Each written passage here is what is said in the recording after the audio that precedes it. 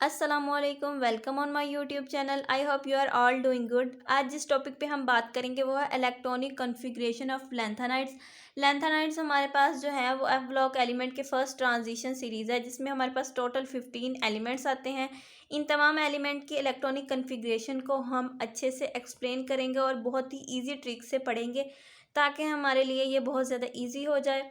इसके अलावा हम इसमें आने वाले तमाम एक्सेप्शनल केसेस के बारे में भी पढ़ेंगे, और इसके साथ साथ हम इसमें बताएंगे कि किस ऑर्बिटल में पहले इलेक्ट्रॉन फिल होगा और किस ऑर्बिटल में बाद में इलेक्ट्रॉन फिल होगा। उसको भी हम एक जो है वो रूल के ज़रिए, जिसे हम ई इज़ इक्वल टू एन और एन प्लस एल रूल कहते हैं, उसके ज़रिए हम एक्सप्लेन करेंगे और इसकी भी रीज़न बताएंगे।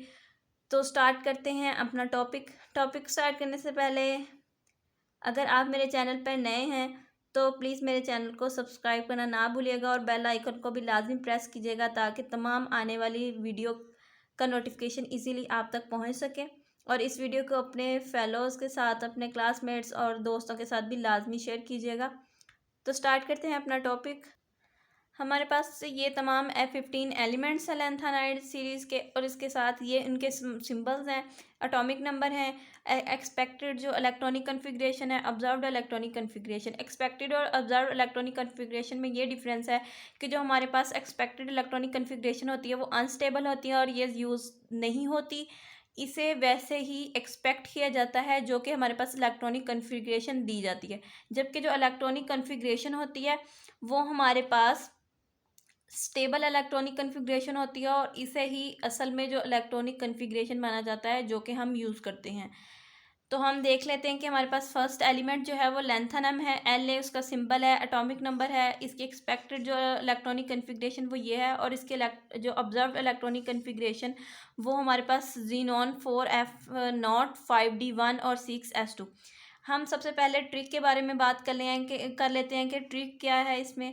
तो ट्रिक ये है कि हमने सबसे पहले इन तमाम एलिमेंट में जो एस ऑर्बिटल है इसमें 2 इलेक्ट्रॉन फिल कर देने हैं इजीली, और इसमें कोई प्रॉब्लम नहीं आएगी। इन तमाम 50 एलिमेंट में हमने सबसे पहले जो इलेक्ट्रॉन फिल करने हैं वो हमने एस जो ऑर्बिटल है उसमें फिल करने हैं। उसके बाद बात आती है कि हमने 5D में करने हैं या 4F में करने हैं, वो हम जो है रूल है उसके ज़रिए बताएंगे।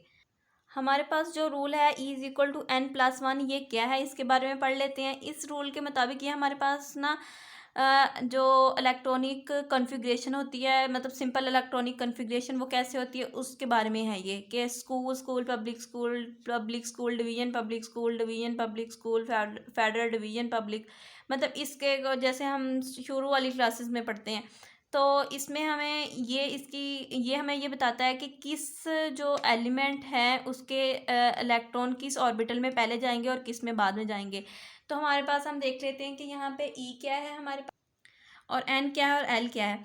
हमारे पास जो ई है वो 7 है, अगर हम इसमें के बारे में बात करें, क्योंकि हमारे पास जो एफ ब्लॉक एलिमेंट है उसमें हमारे पास ये वाला जो फेडरल डिवीजन पब्लिक स्कूल वाली इलेक्ट्रॉनिक कॉन्फ़िगरेशन यहाँ तक आती है। तो हमारे पास ये एन की जो वैल्यू है वो हमारे पास जो यहाँ पे 4 है, 3 जो है वो हमारे पास एल है, और ई हमारे पास 7 है। हमारे पास एन और एल असल में है क्या चीज़। हमारे पास एन जो है वो जो प्रिंसिपल क्वांटम नंबर है, एल जो है अज़्म्यूथल क्वांटम नंबर है। एन की जो वैल्यू होती है वो 1 2 3 4 सो ऑन होती है, और हमारे पास जो अज़्म्यूथल होती है उसकी वैल्यू 0 से स्टार्ट होती है, 0 1 2 3। तो हम ये देख लेते हैं कि हमारे पास ई की वैल्यू यहाँ पे, अगर हम इसमें देखें तो तमाम में ई की वैल्यू 7 है, लेकिन हमारे पास एन की वैल्यू यहाँ पे 4 है, यहाँ पे 5 है, यहाँ पे 6 है। यहाँ पे एल की वैल्यू 3 है, और एल की वैल्यू यहाँ पे 2 है, यहाँ पे 1 है। मतलब कि जो एन की जो एल की वैल्यू जो होती है वो एन से एक कम होती है, क्योंकि एन 1 से स्टार्ट होते हैं और जो एल होते हैं वो 0 से स्टार्ट होते हैं। तो हम ये देख लेंगे कि पहले 5 में मतलब अब ये तीनों हैं, इन तीनों की वैल्यू ई ही मतलब सेम है, ई वैल्यू जो है वो सेम है। तो हम कैसे पता चलेगा कि किस में पहले इलेक्ट्रॉन जाएगा। तो हम देख लेंगे, यहाँ हमारे पास एक रीज़न है, if N plus L value is same then orbital of lower N value first filled first. मतलब कि हमारे पास जिनमें एन की वैल्यू, मतलब यहाँ ई की वैल्यू तो सेम है, तो हमने ये देखना है कि एन की वैल्यू जिसमें सबसे छोटी है उसमें हमारे पास पहले जो है वो इलेक्ट्रॉन फिल होगा। जैसे कि ये हमारे पास 4f है, इसमें 5 है, इसमें सॉरी इसमें हमारे पास 4f में 4 है, इस 5d में 5 है और 6p में हमारे पास 6 है।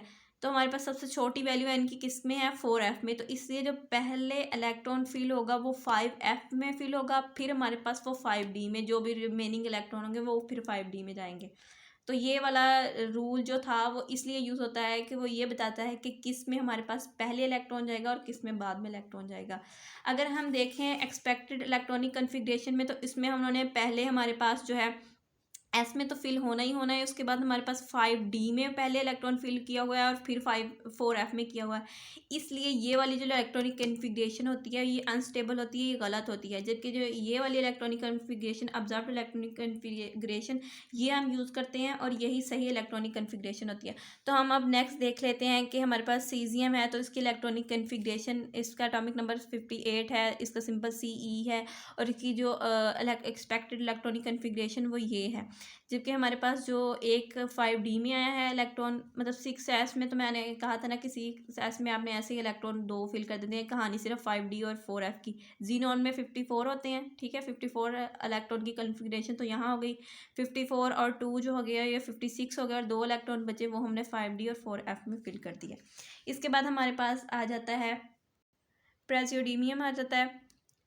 तो इस पर हमारे पास 59 होता है। इसके PR इसकी जो होती है वो सिंबल होती है। इसमें एक्सपेक्टेड इलेक्ट्रॉनिक कन्फिग्रेशन को हम वैसे ही मैंने आपको बता दिया कि ये कैसे होती है। इसमें ये रूल जो है वो E=N+L रूल फॉलो नहीं होता, इसलिए ये जो होती है वो अनस्टेबल होती है। हम स्टेबल के बारे में ही बात करते हैं। तो यहाँ देखेंगे कि हमारे पास 54 जो हो गए वो ये हो गए।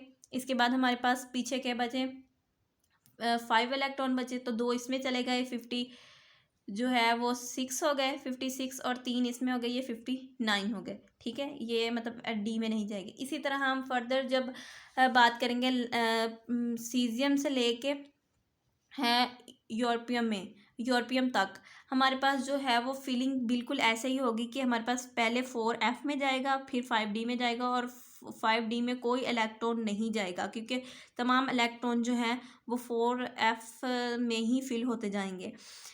जब हम बात करते हैं गैलोडीनियम की जब बात करते हैं, इसमें 64 इलेक्ट्रॉन है, इसका GD इसका सिंबल है। इसकी जो ऑब्जर्व्ड इलेक्ट्रॉनिक कन्फिग्रेशन है, मतलब जो इसकी इलेक्ट्रॉनिक कन्फिग्रेशन है, इसमें थोड़ा ना डिफरेंस होता है बाकी तमाम एलिमेंट की निस्बत। इसमें क्या डिफरेंस होता है कि यहाँ तक 7 तक हमारे पास जो है वो इलेक्ट्रॉन फिल होते जाते हैं 4f में, और D में हमारे पास कोई नहीं होता। नेक्स्ट इसमें ये होता है कि यहाँ पे 8 आने की बजाय हमारे पास 5 जो D है उसमें एक इलेक्ट्रॉन चला जाता है। ठीक है, ये क्यों होता है इसके बारे में हम पढ़ लेते हैं कि इसकी रीज़न क्या है। इसकी रीज़न ये होती है कि हमारे पास जो यहाँ पे 4f और 5d होता है ना, इन दोनों की जो एनर्जी होती है ना वो सेम होती है। ठीक है, इन दोनों ऑर्बिटल्स की जो एनर्जी सेम होती है, इसलिए 4f वो इलेक्ट्रॉन भी अपने अंदर लेने की बजाय, मतलब अपने अंदर रखने की बजाय वो 5d ऑर्बिटल को भेज देता है। मतलब वो अपने ऑर्बिटल में उसे रखने की बजाय उसे 5d में भेज देता है। तो इस पीरियोडिक टेबल में नेक्स्ट फिर इस टेबल में, इलेक्ट्रॉनिक कन्फिग्रेशन के टेबल में नेक्स्ट फिर एक गैडोलीनियम के अलावा बाकी जो तमाम एलिमेंट हैं उसमें में बिल्कुल जो इलेक्ट्रॉन की फीलिंग है 4f में, वो 14 तक बिल्कुल सेम रहती है, और D में भी कोई इलेक्ट्रॉन नहीं आता। ये नेक्स्ट, क्योंकि F में 14 इलेक्ट्रॉन आ सकते हैं, D में 1 आ सकते हैं, और S में हमारे पास 2 इलेक्ट्रॉन, क्योंकि उसमें 71 होते हैं, तो उनकी इलेक्ट्रॉनिक कन्फिग्रेशन को पूरा करने के लिए ये वाली इलेक्ट्रॉनिक कन्फिग्रेशन आती है। तो इसकी जो सिंपल ट्रिक ये है कि 2 इलेक्ट्रॉन इसमें फिल कर देने हैं उस रूल के अकॉर्डिंग, E=N+L रूल के अकॉर्डिंग पहले 4f में इलेक्ट्रॉन जाएंगे। तो इसमें हमने इलेक्ट्रॉन जो f में फिल करने हैं वो 2 और 8 नहीं होने चाहिए, मतलब जो उसमें इलेक्ट्रॉन हो वो 2 नहीं होना चाहिए और 8 नहीं होना चाहिए। ठीक है, उसके अलावा तमाम इलेक्ट्रॉनिक, मतलब 0 भी आएगा, 1 भी आएगा, 1 के बाद 2 नहीं आएगा, 3 4 5 6 7, और 7 के बाद 7 2 दफ़ा आएगा, लेकिन 8 नहीं आएगा। जो एक इलेक्ट्रॉन होगा वो 5d में चला जाएगा, और फिर वो 14 तक सेम रहेगा। ठीक है, उसमें कोई चेंजिंग नहीं आएगी। इसमें सबसे बड़ी जो चेंज आती है वो गैदोलीनियम में ही आती है। उसके बारे में बता दिया कि उन दोनों की जो इलेक्ट्रॉनिक कन्फिग्रेशन होती है, सॉरी, उनकी जो इलेक्ट्रॉनिक कन्फिग्रेशन में चेंज आता है वो इसलिए आता है क्योंकि 4f और 5d ऑर्बिटल जो होते हैं वो सेम एनर्जी के होते हैं। जब हम पीरियड में राइट से लेफ़्ट जाते हैं, सॉरी, लेफ़्ट से राइट की तरफ जाते हैं, तो हमारे पास जो atomic number, sorry, nuclear charge जो होता है ना वो इंक्रीज़ होता है। न्यूक्लियर चार्ज इंक्रीज़ होने की वजह से जो 4f ऑर्बिटल होता है उसमें वो हायर एनर्जी का होता है, तो वो 5d से नीचे चला जाता है। इसलिए पहले उसमें जो इलेक्ट्रॉन फिल होता है वो 4f में फिल होता है और फिर 5d में होता है। गैदोलीनियम के केस में ऐसे होता है कि इन दोनों की जो एनर्जी होती है वो सेम होती है, इसलिए जो एक इलेक्ट्रॉन है वो उसमें चला जाता है। ठीक है, ये इनकी इजी से इलेक्ट्रॉनिक कन्फिग्रेशन थी। जो एक्सेप्शनल केस था उसके बारे में मैं आपको बता दिया कि हमारे पास जो है गैदोलीनियम में क्यों चेंज आता है। गैदोलीनियम में इसलिए चेंज आता है कि 4f और 5d की जो एनर्जी होती है वो सेम होती है, इसलिए जो एक इलेक्ट्रॉन होता है वो 5d में चला जाता है। इसके अलावा फिलिंग ऑफ 4f ऑर्बिटल के बारे में मैंने कहा था कि वो रेगुलर क्यों नहीं होती, तो उसमें भी वही बात आ जाती है कि हमारे पास जो 4f ऑर्बिटल है वो भी गैदोलीनियम के केस में ही डिस्टर्बेंस क्रिएट होती है। तो वो इसलिए होती है क्योंकि उनकी जो एनर्जी होती है वो सेम होती है, इसलिए वो एक इलेक्ट्रॉन उधर भेज देता है और इसमें 2 और 4 जो 8 इलेक्ट्रॉन है f ऑर्बिटल में वो नहीं आते। ये तमाम इसकी जो कॉन्सिक्वेंसेस थे, हाँ, और वो मैंने आपको क्लियर किए। इसके अलावा अगर आपको कोई भी प्रॉब्लम अभी भी इस जो एलिमेंट की इलेक्ट्रॉनिक कन्फिग्रेशन में आ रही है तो आप कमेंट बॉक्स में बता सकते हैं ताकि मैं उनको क्लियर कर सकूं। अगर मैंने कुछ गलत बताया होगा तो फिर भी आप मुझे बताइएगा कि अगर इस जो वीडियो में कोई चीज़ मैंने गलत बताई है तो उसके बारे में भी मुझे लाजमी कमेंट कीजिएगा। इसके अलावा अगर आपको ये वीडियो अच्छी लगी हो, समझ आई हो, पसंद आई हो तो अपने फेलोज़ के साथ ज़रूर शेयर करें।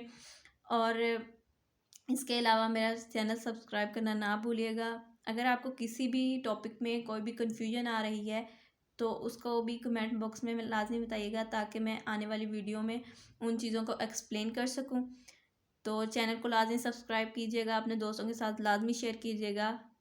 दुआ में याद रखिएगा। अल्लाह हाफिज़।